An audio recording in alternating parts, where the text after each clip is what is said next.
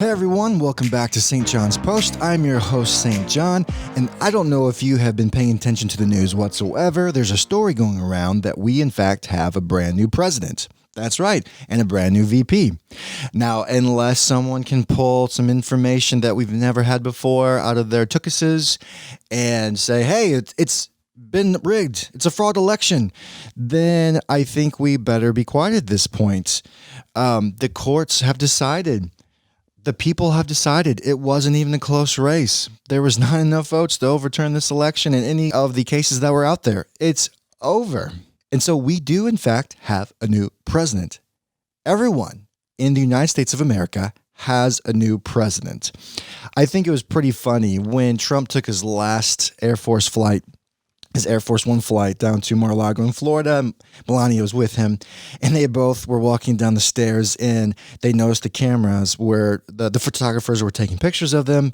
Trump stopped, waved. Melania noticed and just keeps going. And I thought, you go, girl. Get out of here. You've been waiting for this day for a long time. She is just over it. And I thought, good for her. Get out. Get out of the public eye. Get out of criticism. Get out of... every day, I don't even know if she read the news. After a while, you just have to say, everything I read is just negative. Everything is negative. My husband's doing crazy stuff. The media's doing crazy stuff. This whole world's crazy. I'm out of it. I'm done. So good for her. Another thing, for one, I'm a conservative. I'm a Republican. I have never voted for someone on the left except one position. And it wasn't, executive branch, or it wasn't a legislator at all. I, for one, am happy that we have a first woman VP. She's the first African-American, South Asian, but I'm happy for that. I can delineate between someone who was not able to vote at a certain time in history because of her race, because of her gender, and now not only can she vote and have full rights as everyone else, but she has made it all the way to the VP of the entire states, of the entire America, of everyone. We have people that aren't recognizing the legitimacy of Biden-Harris. They're there, whether you like it or not. And I think, you know what? That shows how great America is. It took some time for things to hash out. There was lots of divisiveness over the history of America. But look, here we are. Kamala. I know it's Kamala, but I just say Kamala. I'm sorry. Kamala. Didn't mean to yell. But I think, I can recognize that. Even though I think her policies and her past voting history is garbage and trash and immoral and not good for America whatsoever, I can still say, I'm glad you made it. What a great place we live in. There's also something I wanted to address today, and that is this hashtag going around, not my president. And that was huge in 2016. I don't know how many articles I read about it, how many tweets from people that did not vote for him. And there's even people on the right that didn't vote for him. Like, he's not my president because he was just this crass, gross man that racists voted to be their president. And he's not my president. I don't have to say he's my president. And now that's happening again with people on the right, conservatives and Christians. And there's one person in particular that I saw tweet this out the other day. His name is Larry Alex Taunton. This guy I really like. I really enjoy. I've read a few of his books. He is the president, I think founder of Fixed Point Ministries, Fixed Point Foundation, where he hosts debates between atheists like Christopher Hitchens or Richard Dawkins, John Lennox. These are great debates. If you look up Larry Alex Taunton or Fixed Point, I don't know if it's ministries or foundations, one of the two. They do great work, really have helped me with my Christian apologetics, understanding the relationship of Christianity and science, and how they're interwoven. He's also written a couple of books called one was Grace Effect, about his and his family's journey of adopting a little girl from Ukraine, but the difference of the socialist government and the the morals, the society, the way their society works, and contrasting that with America. And it's a really good book. It's one of my favorite books I've ever read. It's not long. It's just a little paperback, but I think it really has a lot of good points and makes you see the way other societies that don't have the Christian or godly principles ingrained in their society, how that takes play in the way society works, and how you can't get a whole lot done unless you offer some cash or offer a favor under the table. It's all corrupt. There's also a book called The Faith of Christopher Hitchens, and Christopher Hitchens was one of this big atheists. He was, I guess I would say, my favorite atheist. He had a lot of passion. He had a lot of fervor. It seemed like he really wanted people not to be Christians because he thought that it was the scum of the world and it only made good people do bad things. You're saying you have a favorite atheist? He made me think, and he had a lot of passion. He was fun to watch. He's very critical of Christianity, and I appreciated it. And I think that Larry Alex Taunton and John Lennox and William Lane Craig did absolutely great jobs of debating him in front of a crowd and doing it with love and mercy and a conviction of their own, of their purpose. So my point is that I think Not My President, the hashtag, is garbage. Even if you think the election is still rigged, even if you think that Trump is going to come back on a white horse in a couple of days and take back over America, Not My President is garbage. And no person claiming Christianity should be tweeting that, saying it, texting it, saying it on the phone. It's not right. But doesn't mean you throw those people out. Larry Alex Taunton, I think, is fantastic when it comes to understanding the Muslim religion, is fantastic understanding government, how different governments come about based on the moral philosophies of those people, how it's all interwoven, and how governments are an effect of the spirit of the people, or maybe the lack of the spirit of the people. Read his books. They're fantastic. Look up the debates online. Consume what he has to offer. I like him. He's liked one of my tweets before, and I have no problem with him. But this, he also does a good video about critical race theory. But this idea, and Eric Metaxas is another of those guys. I'm reading one of his books called, I think it's just called Luther, or Martin Luther. It's about Martin Luther, the monk, not MLK. And he also did a good book on Bonhoeffer, which I haven't started that yet. But he has much to offer. But this idea of not recognizing the new president, I think, is antithetical to the Christian message from the Bible. It is antithetical to Paul's message. And we should call that out. I think pastors should be rebuking people in their church if they see it on social media, if the congregation makes comments to the pastors or amongst the congregate selves. I don't know if that's the right way of saying that. If another pastor is tweeting that, or if there is personal attacks against Harris or against Biden, the people, not if there's any wave, if there's any sniff within the church that there is disrespect for the people, disrespect for the office of the government, I think that there ought to be a sit down, whether it is one-on-one with somebody in your church or if you have to have a whole church meeting. I think there's probably entire churches out there that ought to be sat down in the church by the elders, by the leadership, by the pastors, and say, this is not right. This is wrong. We ought to be a light. And right now we are spewing filth and darkness into this world. That is not why we're here. I think this is crucial. It kind of plays with, should pastors ought to talk about current affairs from the pulpit, whether that's Sunday morning, Wednesday night, Saturday night, Sunday night, whenever your church meets. As far as I've been to a lot of churches, college, I've went to different churches. After college, I went to different churches. And then there is this idea that you don't talk about anything outside of the church, in the church. the worldly matters stay out of the church, and all you do when you go to church is you read the Bible and talk about its principles. And I think there is, I'm going to say it, something to be said about separating the troubles of the world, separating the worries of the world, separating the responsibilities of the world, coming together, clearing the mechanism. If you've ever seen Love of the Game, how he just clears all the riffraff of the crowd and just focuses on his one task.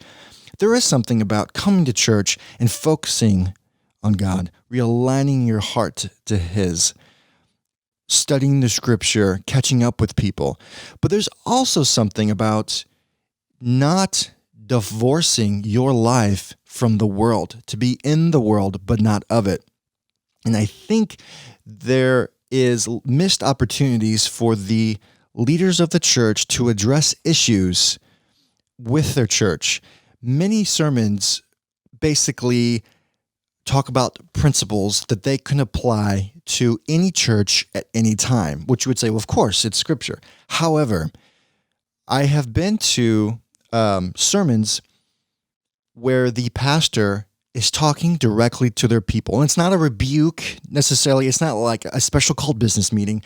It is a normal gathering time, and the pastor talks to his people, not to all the people, and then his church, his local church just happens to be there because they're local, but it's a message for that church. And I think there is a host of issues that must be addressed one way or another, and it's not going to look the same for every church. And there needs to be a lot of prayer, a lot of discussion of leadership within leadership, discussion with lay elders. There needs to be communication, and there needs to be study. Lots of study, lots of book reading, lots of article reading, lots of conversations with people you don't agree with. A lot of pastors go down the wrong road, or go down an uninformed road, or they have opinions based off attacks. If someone attacks the church, lots of pastors feel like they ought to say, oh, we're so sorry that we hurt your feelings. What can we do to make it right? Which at times I think is the correct course of action, especially if your church has done ill will toward other people in the community. There's churches that have apologized for segregating people out of the church. That's one thing. If your church doesn't understand critical race theory, your pastors better understand it. If they don't know the history of Christianity, or maybe their denomination, especially the SBC, if you don't understand the context of where you are now, how you got there, if you don't understand the government's impact or lack of impact within race relations and poverty, as far as equality, as far as equity, you need to have not just a biblical understanding of things, but you need to have a civil understanding of your country, the founding, the Constitution. You need to understand what brought about certain events, and not just scroll through your Facebook, see people be critical and say, oh, I need to address that, and just go out and apologize for everything. There's a time to apologize, and there's time to say, no, here's why I think you're wrong. Honest discussion should be had. All this to say, if you're a pastor listening to this, if you are an elder listening to this, I suggest, which I think is going to come around again, critical race theory. This is important. You need to understand the history of Christians and Roe v. Wade. You need to understand the philosophical, psychological impact of Roe v. Wade. More must be done, I think, by pastors. I've seen things, and with pastors, if they have a social media account, it's basically like, here's a scripture verse, which is great. I'm not saying don't post scripture, or they have like a little pithy statement, which is great. But if your people are being more influenced by me, or more influenced by talk show host, or radio, or the television, if they're being more influenced, and not to say that you have to know everything there is to know everything, but if you don't understand, I think, history yourself, if you don't understand the context of what's going on, if you don't read any books about anything except the Bible, and some books about the Bible, which I think are good, I think more ought to be done. There's a lot going on in America, and I think pastors ought to take center stage. This doesn't mean that pastors every single morning goes, this is how I want everyone to vote. This is what God would do. This is what Christ would do. And if you don't vote this way, you're out. No. Absolutely not. I think there's clear laws that if you don't agree with, there needs to be some serious conversations and I'll say rebuking again. As far as the right to kill babies, I think it's pretty black and white. I really do. But I think you ought to still read up on it. I think you should probably watch debates and discussions on YouTube. YouTube is a great resource for debate. And I think debate is healthy. And it gets your mind to thinking of what the other side says and what your side says. And maybe you'll take bits and pieces from both. All this to say, pastors, go read. Lots of books. Take time. If you don't have time to read, you need to take some responsibilities off yourself and give them to somebody else. Not all of them, but you need to be educated.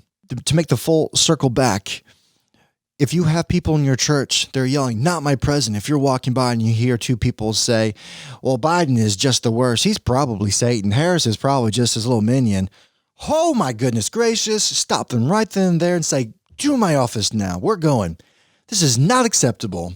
For you to say this, for you to believe it, is not good for your kids. It's not good for the congregation. A little leaven affects the whole loaf. A little bit of sin, you got to look at that, will just fester. It has festered for months. And if pastors are too scared to do it, resign and let somebody else do it. Get out of the way. It is not good enough to say, well, that's just what the people think. What am I going to do? You could do a lot. And if people aren't on board with the gospel of Christ and the clear teachings of the gospels and of Paul, of Peter, of John, I don't know what you're doing. Go do something else. Let someone else who has a little more gumption and gall take over and lead the church in the way of the gospel message. And actually, I kind of got so upset. I'm going to just read real quick. Romans chapter 13. You probably, I've already read this. Everyone on Facebook is already putting this on Facebook. Well, I'm going to read it anyway. And I think it's important to read this, listen to this, and especially if you're having such inner turmoil against the people and the personhood of Biden, Harris, and everyone associated with that. Let's read this. Let every person be subject to the governing authorities, for there is no authority except from God that exists, and those that exist have been instituted by God, not allowed, instituted. Well, God made Biden president, and those that exist have been instituted by God. Deal with that verse. Pray about it. Read some more about it. Talk to your pastor about it. Talk to another pastor about it. And those that exist have been instituted by God. Therefore, whoever resists the authorities resists what God has appointed. Resist what God has appointed. You have to deal with that. And those who resist will incur judgment. You believer, you Christian, you person with the Jesus Saves 2020, with the cross at the protests, who resist will incur judgment. It is what it is. For rulers are not a terror to good conduct, but to bad. Would you have no fear of the one who is in authority? Then do what is good, and you will receive his approval. I don't need the approval of Biden. Them people are, I don't mean to have a country voice. It just comes out naturally. There's lots of pride and selfishness all over America. For rulers are not a terror to good conduct, but to bad. Would you have no fear of the one who is in authority? Then do what is good, and you will receive his approval. This is not approval of you're going to agree of everything. This is approval of in good standing. This Christian disagrees with everything that I'm trying to do to America, but I respect him. That's the approval. For he is God's servant for your good. What? Is that true? It's in the Bible. If you do wrong, be afraid. That's right. I am all about that. Be afraid. Doesn't matter if it's Trump, Obama, Bush, Biden, next person. But if you do wrong, be afraid. Be very afraid. I added that. For he does not bear the sword in vain, for he is the servant of God, an avenger who carries out God's wrath on the wrongdoer. Therefore, one must be in subjection. Subjection, not only to avoid God's wrath, but also for the sake of conscience. For your conscience. God has given you an individual conscience. Not a community conscience, not a group conscience, your conscience. God made you individually. For because of this, you also pay taxes. Hey, that's a good point, Paul. For the authorities are ministers of God, attending to this very thing. Verse 7, pay to all what is owed to them. Tax to whom taxes are owed, revenue to whom revenue is owed. Pay your taxes. If you come across a Christian who says, I ain't paying my taxes to Biden, Harris, they're evil. Rebuke. Put on your rebuke shirt. Whatever it takes. I'm not calling for a war within the church and people should just start fist fighting and throwing each other over the pews and splashing holy water over each other.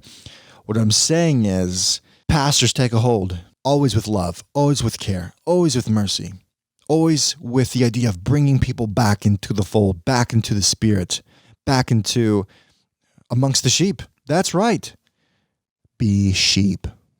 Maybe that should be a sermon for a lot of pastors out there. Congregants, be sheep. No, that's political. I can't be sheep.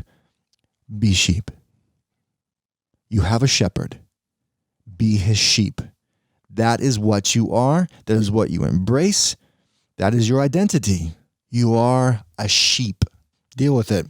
Pay to all what is owed to them. Tax to whom taxes are owed. Revenue to whom revenue is owed. Respect to whom respect is owed. Honor to whom honor is owed. Honor is owed to Biden and Harris.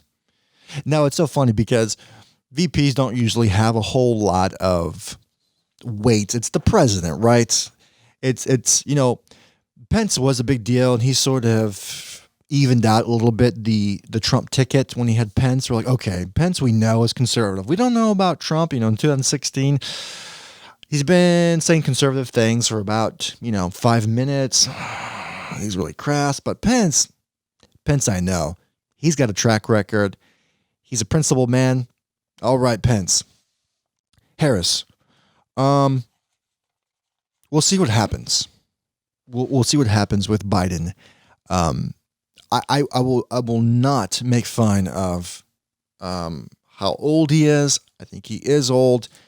I will not cast aspersions against him. But if natural course, meaning God, there's no natural course. Everything lives and breathes by God. If Harris would become president, when we get there, we'll get there. Honor to whom honor is owed. There's also, that's right, we're going to do the other one. 1 Peter chapter 2, verses 13 through 17. If you're still listening, let's go. Be subject for the Lord's sake to every human institution, whether it be to the emperor as supreme or to governors as sent by him, to punish those who do evil and to praise those who do good. For this is the will of God, that by doing good you should put to silence the ignorance of foolish people. You may be one of the foolish people. Christians, people in the church. It may be you, actually. Christians, that by doing good you shall put to silence the ignorance of foolish people. This is important for the church to take a hold of. This is important to honor whoever the president, whoever the governor is. This is a big deal. This is good. That by doing good you should put to silence the ignorance of the foolish people. I read that. Live as people who are free, not using your freedom as a cover-up for evil, but living as servants of God. Honor everyone. Love the brotherhood. Fear God. Honor the emperor. And I think a lot of people should be forced to, you can't really do that, but be forced to wear that shirt. Fear God. Honor the emperor. It's so easy to honor the emperor when they're pro-life. It's so easy when you agree with them on the economy. It's when they're a Republican and you don't agree with everything. It's still a lot easier than when you have someone who goes against principally everything that you believe. It's like, do I need to honor them? This doesn't seem right. It is right. Study those passages. Get back into the heart of worship. Old Matt Redman, love him. There's a Russell Moore article that's on stjohnspost.com. That's right. It's the article that associates with this channel. And I want to, if you go on the website, there's a picture of Russell Moore that was taken by Tamara Reynolds for Time. And he looks so lonely. He does, just kind of looking out into the great blue yonder. His office is pretty sweet. It's got a corner office, windows all around, beautiful city landscape, if that's your kind of thing, which it is mine. Looks like a nice place to put your feet up, but he looks lonely. And this article sort of goes into that. He says, if you can defend this, you could defend anything. Again, Russell Moore, he is the president of the Ethics and Religious Liberty Commission of the Southern Baptist Convention. I know he taught several classes at Southern Seminary before he took this role. I don't know how long ago was it. I don't know if it's 5, 10 years, something like that. In an excoriating editorial to his fellow evangelicals about the breach of the Capitol. This is what he's referring to. The intruders display Jesus saves signs next to those calling. This is the article talking, not Moore. For the hanging of Vice President Mike Pence. If you didn't see that, that's a real thing. Hang Mike Pence. Terrible. And once in the building, thank God for the opportunity to, quote, get rid of the communists, the globalists, and the traitors within the U.S. government. Quote, if you can say, and this is Moore talking, if you can wave this away with, well, what about, added Moore, then where at long last is your limit? And I do have something to say about whataboutism, because I think there's a right way of doing it and a wrong way of doing it. And maybe those should be two different terms. Because whataboutism is this idea of one party criticizes the other party. If just like Trump, he's been in office the past 4 years.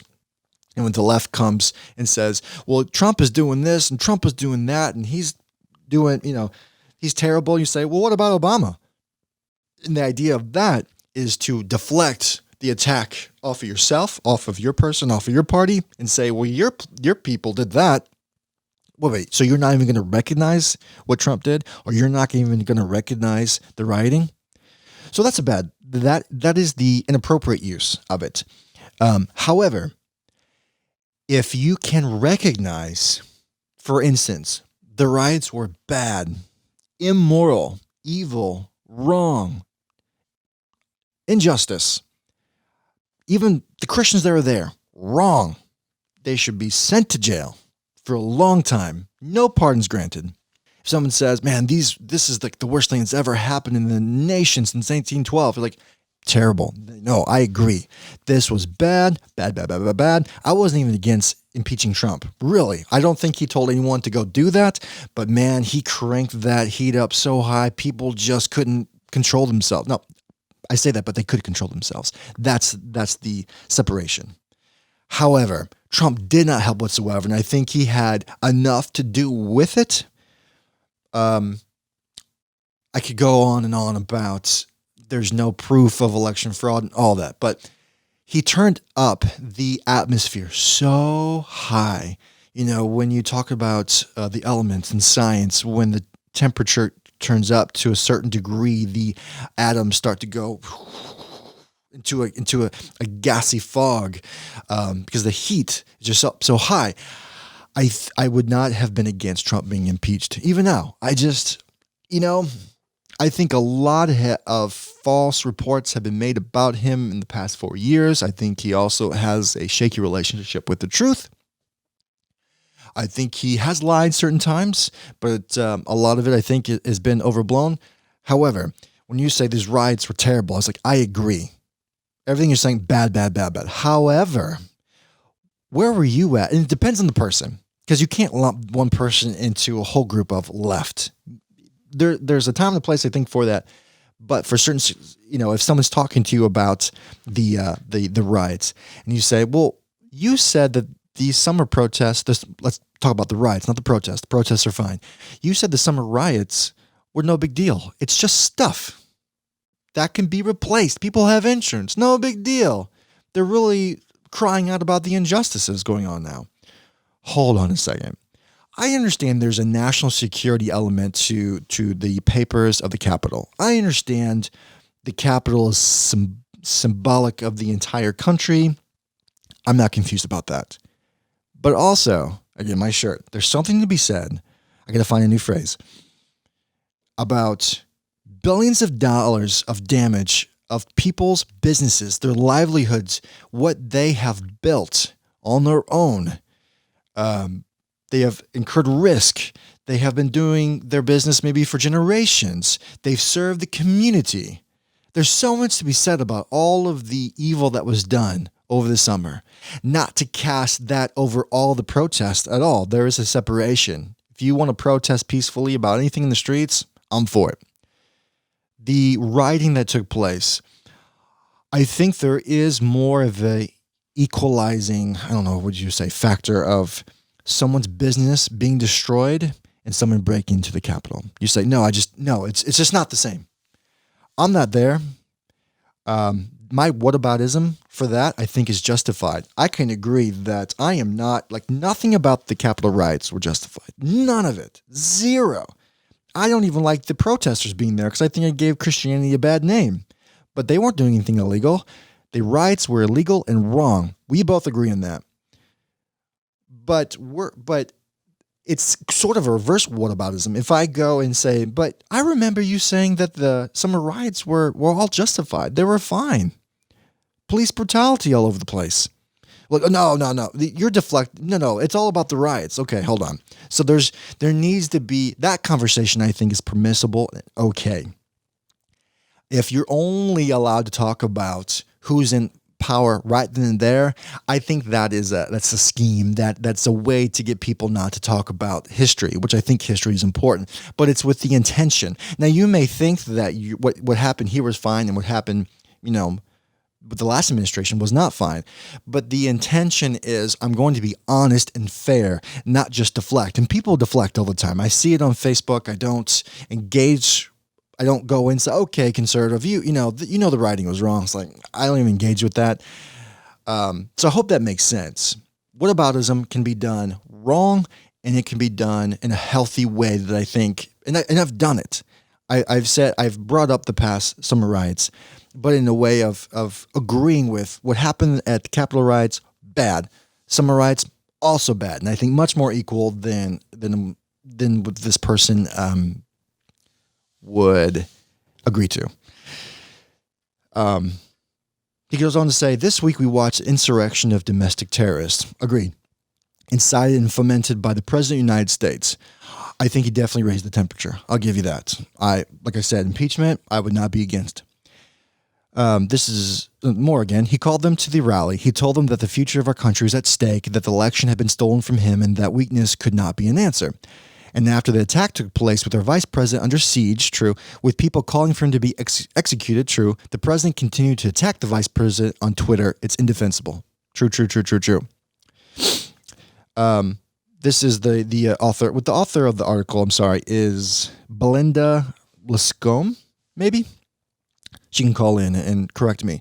Moore has diverged from such influential evangelicals as Franklin Graham, which I posted on St. John's Post, who compared Republicans who voted for Trump's second impeachment to Judas Iscariot. Gross. Jerry Falwell Jr., who I covered that a long time ago when he took that Instagram photo with his pants unzipped next to the other woman. It wasn't his wife with her pants unzipped. It's like, hold on a second. This is not right. And then the next couple weeks, the whole scandal came out.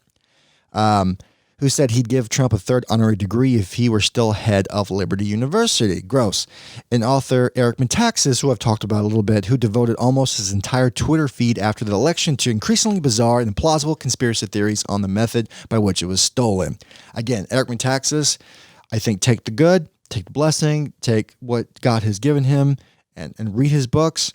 I'm not on board with the whole Jericho March. I'm not on board with the claims of fraud that were unsubstantiated. I'm not on that. Moore's position differs even from that of the guy tipped to be the next head of the SBC, Reverend Albert Mohler, who I've read one of his books. I think it was called He Is Not Silent in college. I don't remember a whole lot from it. I generally like what he has to say. I didn't really go look and see what the quote was or the context, but I know that Mohler was president of Southern Seminary, and that was while Moore I think he did teach one of the classes was ethics, SBC.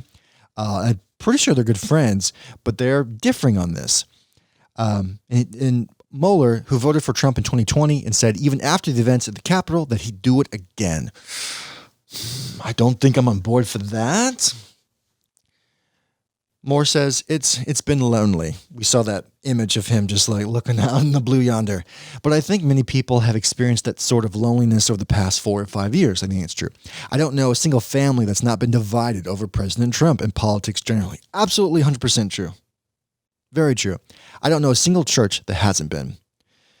He goes, Moore's opinions are not new. He has been a never-Trumper since at least 2015 and scoffs at the notion put forward by many evangelical leaders that Trump converted to Christianity just before being elected. I don't see fruit of that.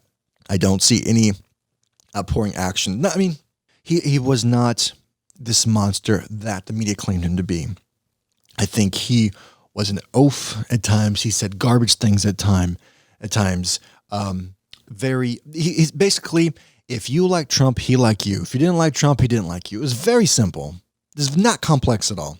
But it's very easy to be nice to someone who likes you. Very easy. Whether a foreign leader or someone in your own side of the aisle in politics, that's the easy thing. The hard thing, what Christianity calls you to do, what Christ calls you to do, is extend that to someone who is against you. I didn't see a whole lot of that. He has been a never-Trumper since at least 2015, talking about Moore and scoffs at the notion put forward by many evangelical leaders that Trump converted to Christianity. I already read that.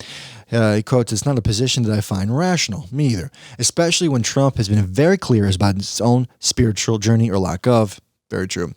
He said something about not needing to repent because he doesn't have anything to repent of. Okay. That's not me reading this. That's just me remembering Trump saying that in the 2015 election race. The author's stance, Moore, has come at a cost. He says both he and his family have been the subject of threats and that people have tried to dig up information that would prove he's a liberal. February 2020, the executive committee of the SBC formed a task force to look into whether the ERLC was fulfilling its, quote, ministry assignment after reports that churches were withholding their giving, citing Moore's political position. And that would be pretty hard for someone who you say what you feel led to say from your conscience, from the Spirit, from your own sense of your relationship with Christ. You are ultimately a person who makes your own decisions. Ultimately, not that God doesn't have supreme control, but as far as we all identify or others identify you into certain groups, he would obviously be in the Southern Baptist Convention group, and the church is associated with that. And to say that your job might be at stake because of your views, do you cool it down? Or do you say, I have to say what I have to say? I'm put in this position because you have agreed with what I have said and the sort of spirit of the SBC to the world, to America. That's really hard. Now, I don't think a lot of people have been in that position. And there are some people in that position at a local level, at a church or a local government. But this guy's the president of ethics of the entire Southern Baptist Convention. A lot of pressure on him. Moore's job is to pull his fellow Baptists into the future, and others, it is to try to prevent the culture from abandoning convictions that are several millennia old, some of which, like celibacy outside marriage, no longer seem to make sense to most people. Moore says, I think the problem with evangelical Christianity in America is not that we are too strange, but that we are not strange enough.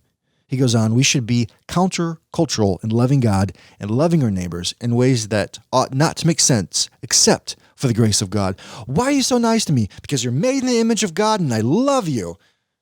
But we disagree on everything politically. That's okay. I love you and I'm loving you to show you that God loves you as well. I like to yell on this mic. It's fun. So Moore has set himself apart from those who support the president. He declines to condemn those who opted to vote for Trump because they believe in the platform, not the man. That was me. I voted for Trump in this last election. I did. Am I sorry for it? I didn't know this was going to happen. No one knew this was going to happen. I think all that's baloney. Well, you voted for this man and you knew something bad was going to happen. Whatever. Yes, some people have the spiritual gift of looking into the future and then coming back and saying, don't vote for him because really bad things are going to happen. Whatever. Moore thinks reports of the Moore, not his last name Moore, not Moore, thinks reports of the death of American Christianity are overblown. But as increasing numbers of Americans tell pollsters they are not affiliated with any kind of religion, and in the wake of Trump, he wants the church to take a harder look at its priorities. Quote, the biggest threat facing the American church right now is not secularism, but cynicism. That's why we have to recover the credibility of our witness. He says, it's one thing to, this is the author, it's one thing to dismiss the teachings of his faith as strange and unlikely, he notes, but, quote, if people walk away from the church because they don't believe that we really believe what we say, then that's a crisis. Agreed, end quote. The author says this is what he fears will be the legacy of an era in which people of faith put so much faith in a president. This is my thumbnail. Or maybe this should be my thumbnail. I'm not sure. There, quote, there is an entire generation of people who are growing cynical that religion is just a means to some other end. End quote. I'll say it again. There is an entire generation of people who are growing cynical that religion is just a means to some other end. I'll just leave that there. If you haven't seen the writing videos, the New York Post has about a 12-minute one. It's not just one long continuous video. It's the other videos I've seen on YouTube. This one is cut, and it kind of shows you different angles of what happened, and I think it's good for everyone to see. You don't see anybody get killed, but there's definitely aggression in the video, and I think it made me pretty angry. I don't get angry much in politics. I just don't. I shake my head a lot. I'm like, my forehead just gets the works from my hand because I'm just grubbing. Like, what is going on? People are crazy, but they're right. There's nothing Christian about it. Go watch the New York Post video. It's pretty crazy. America, we need to not strive to be a Christian nation, and I think that comes from a lack of education in the church, a lack of history. I think that we need to understand what a Christian message is. Not a Christian nation. Like I said in the past post, that the founders came from, well, maybe not the founders specifically, but a generation, a origin of people coming from Christian nations, that there was this this interconnected force of Christianity and the government, which ought not be, I don't think, ever since the theocratic existence of Israel. That's no longer a thing. And I know there's people out there saying that this place is still controlled by Christianity. Well, it's based on Christian values, and I think that every value that you have that we would agree on, and the worthiness of life worth living, of laws against murder and theft, those are Christian values. And let's do a whole video on that later. I do believe that.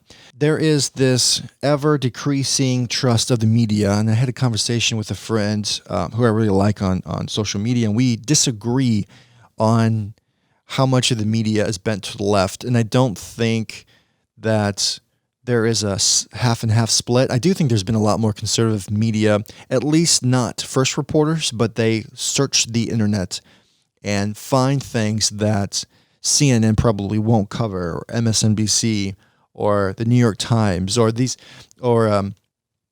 there's so much information out there from local news that more conservative sites have. They're just basically going throughout all they college campuses. There's those newsletters, all organizations. They just go search and say, bring it into one website and say, this is what's happening on college campuses now. This is what's happening in churches right now.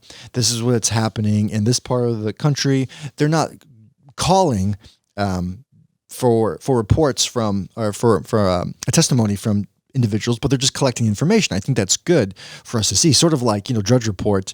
I don't know if it's conservative anymore. Definitely doesn't like Trump. It doesn't mean you're not conservative. That's for sure. I think that much of the media has a bias toward conservative principles, and I think that it would behoove all media to reach out for the facts. I don't think that's necessarily going to happen because I think there is a agreement of basic principles between a lot of the media and Biden's administration, just like Obama's administration. If Trump was the nicest guy in the world at the root level, I don't think much of the media and those who work for the media agree on the basic fact, that America was founded on principles. Yes, slavery existed for way too long, and a compromise that yields certain folks to be enslaved while others aren't is a pretty lousy compromise. I think there's a lot of context, there's a lot of reading to be had, but that this nation is formed on principles that did not always live up to and still don't at certain times, that there are principles to attain to, not that certainly exist, but the freedom to work wherever you want, the freedom to go to school wherever you want, the freedom to worship however you want, as long as you aren't violating the laws of murder. If your religion says that you can kill your kids because they disobey, we would say, okay, we're not okay with that part of your religion. If your religion says it's okay to steal from other people, from your neighbors, you would say, no, that's not something we're a part of either. There is a certain ethos, a certain philosophy of civility that comes within America, and I think those are Christian, God-based principles.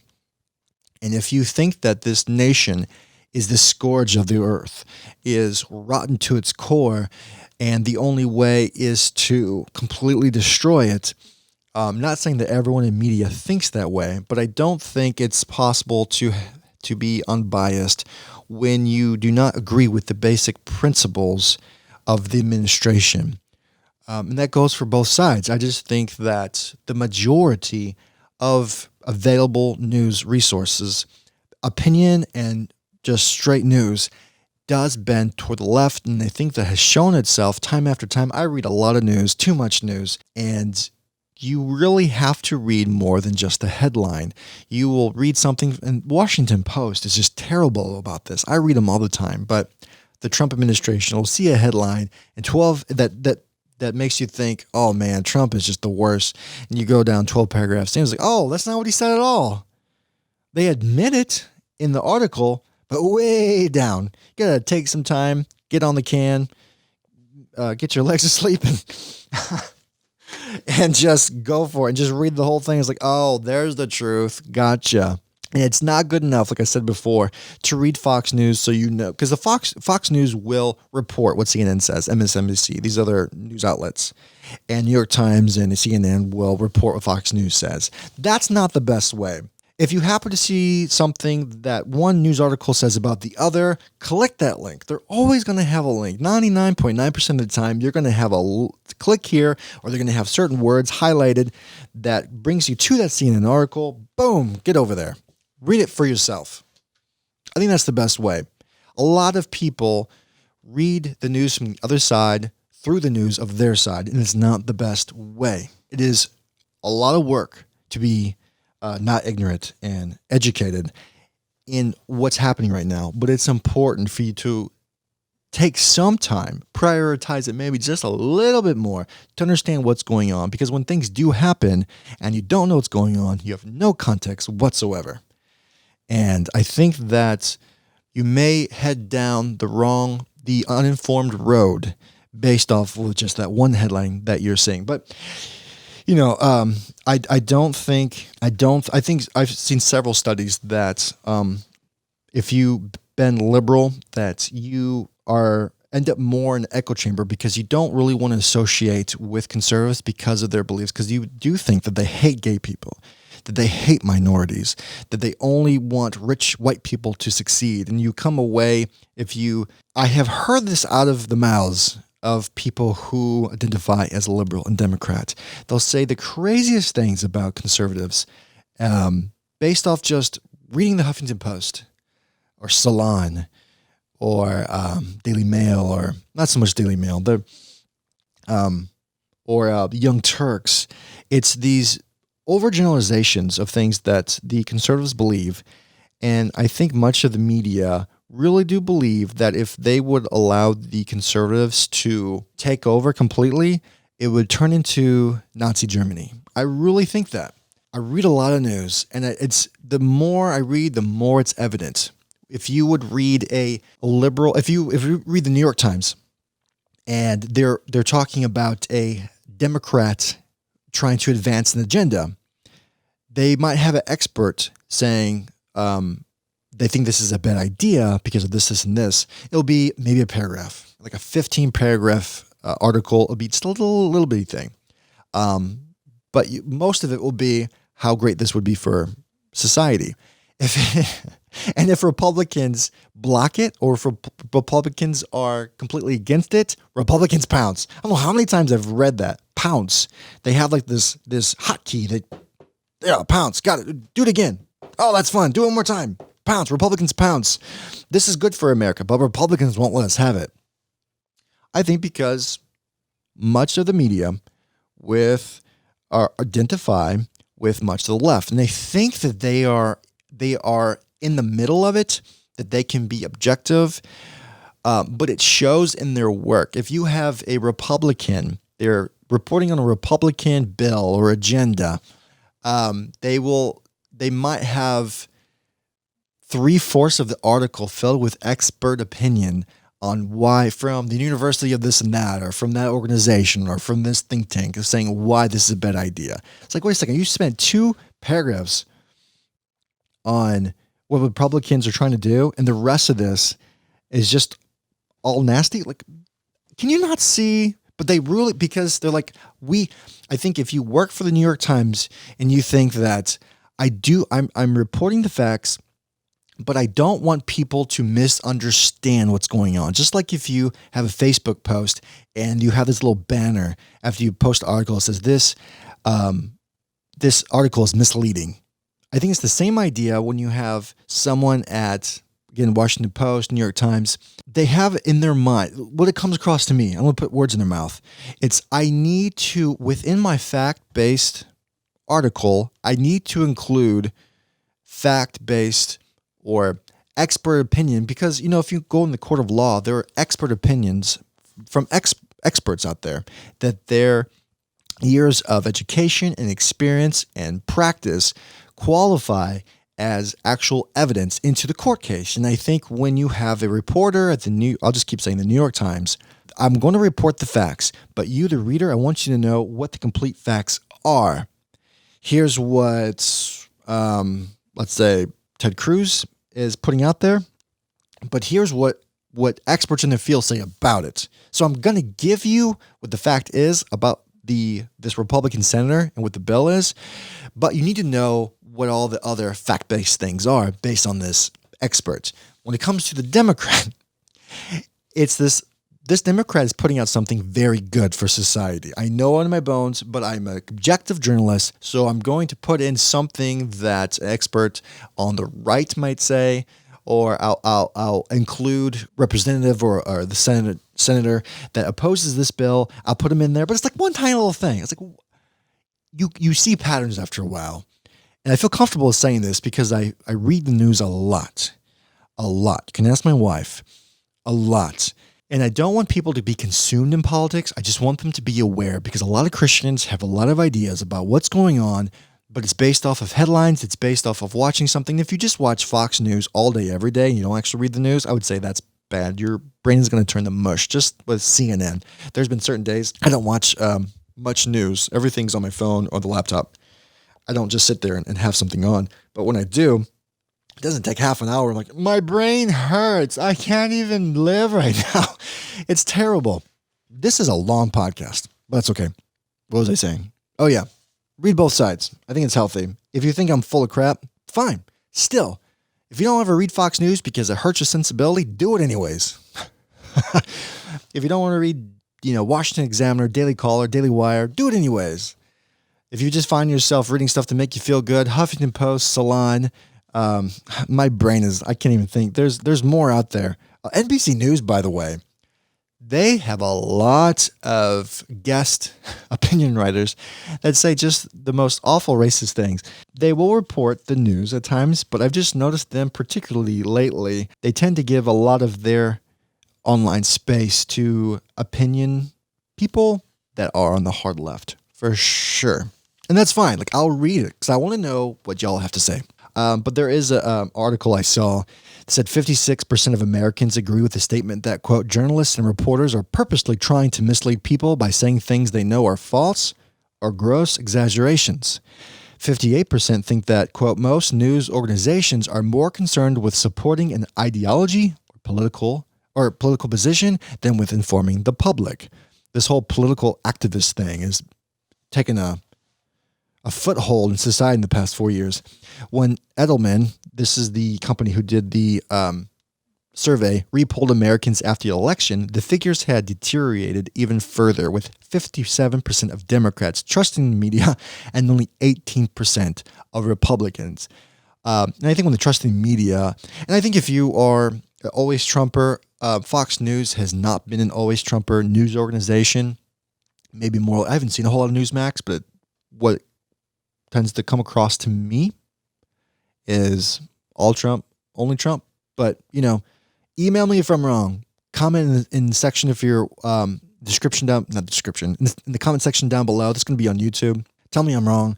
I don't watch a whole lot of Newsmax. I haven't read any of the articles. I just haven't got to that. But Fox News has definitely not been all Trump. Drudge Report has not been all Trump all the time. That is for sure. People think that actually Matt Drudge has sold it and he's like off having just a good time, not even worrying about politics anymore, because it doesn't seem like it's Drudge anymore. But that's okay. If you have any questions, concerns, I even had something about abortion, which I think we can cover in another. I'll do another podcast, maybe before next Friday. There's this whole article about what Christians can do now that Biden and Harris are very much pro-choice. But this is about an hour at this point, so I think I'll just move this to the next episode, and maybe if I have time, we'll just go through this, and it'll be just a short one. But thanks for watching. Like the video, subscribe. This is St. John's Post. If you have any questions, concerns, any hate, I welcome the hate. stjohnspost@gmail.com. If you're on YouTube, go ahead and comment down below. I'd love to know what you have to say. I plan on coming out with these every Friday. But like I said, it might be more often depending on how much material I can get. If you want to go to stjohnspost.com, that's a place that I created a couple months ago it's Christian based, as far as there's lots of differing opinions about the world, about race, about poverty, about where the church should go. And I wanted Christians to be able to come to this and see what's going on. And there's a lot of posts on there that I don't agree with. And this podcast was kind of my outlet to say, here's my opinion. Just because you see it on stjohnspost.com doesn't mean I agree with it, but I want people to be aware of what's going on out there. Again, thanks for watching. Click subscribe, like. This is now an hour. If you made it this long, we're best friends. Have a good one. Bye.